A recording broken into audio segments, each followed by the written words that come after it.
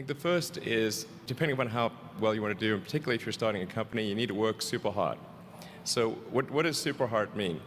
Well, when my brother and I were starting our first company, instead of getting an apartment, we just rented a small office and we slept on the couch.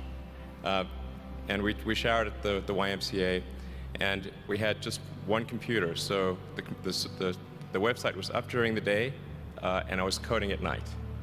7 days a week, all the time.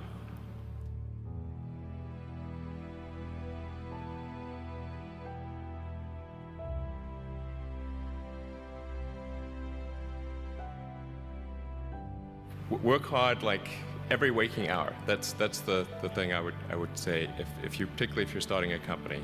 And I mean, if you do simple math, say like, okay, if somebody else is working 50 hours and you're working 100, you'll get twice as much done in the course of a year as the other company.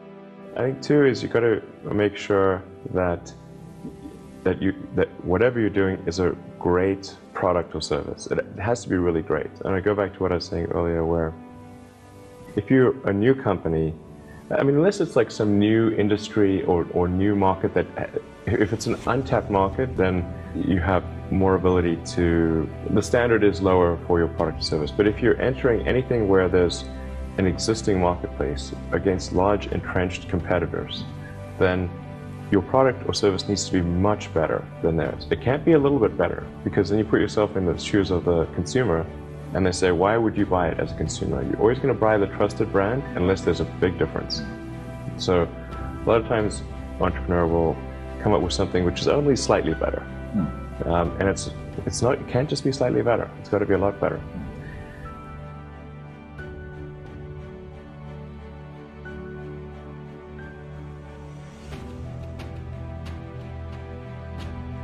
The other thing I'd say is that if you're creating a company or if you're joining a company, the most important thing is to attract great people. So either join a group that's amazing, that you really respect, or if you're building a company, you've got to gather great people. I mean, all a company is a group of people that have gathered together to create a product or service. And so depending upon how talented and hardworking that group is, and the degree to which they are focused cohesively in a good direction, that will determine the success of the company. So do everything you can to gather great people if you're creating a company.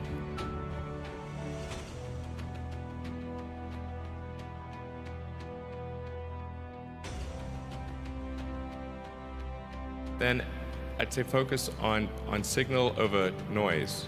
A lot of companies get confused. They spend money on things that don't actually make the product better. So, for example, at Tesla, we've never spent any money on advertising. We put all of the money into R&D and manufacturing and design to try to make the car as good as possible. And I think that's the way to go. So for any given company, just keep thinking about, are these efforts that people are expending, are they resulting in a better product or service? And if they're not, stop those efforts.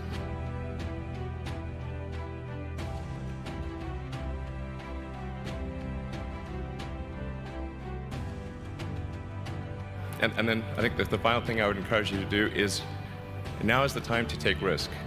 You don't have, you don't have kids, but as you get older, your obligations increase. And once you have a family, you start taking risk not just for yourself, but for your family as well. It gets much harder to do things that might not work out. So now is the time to do that before you have those obligations. So I would encourage you to take risks now. Do something bold. You won't regret it.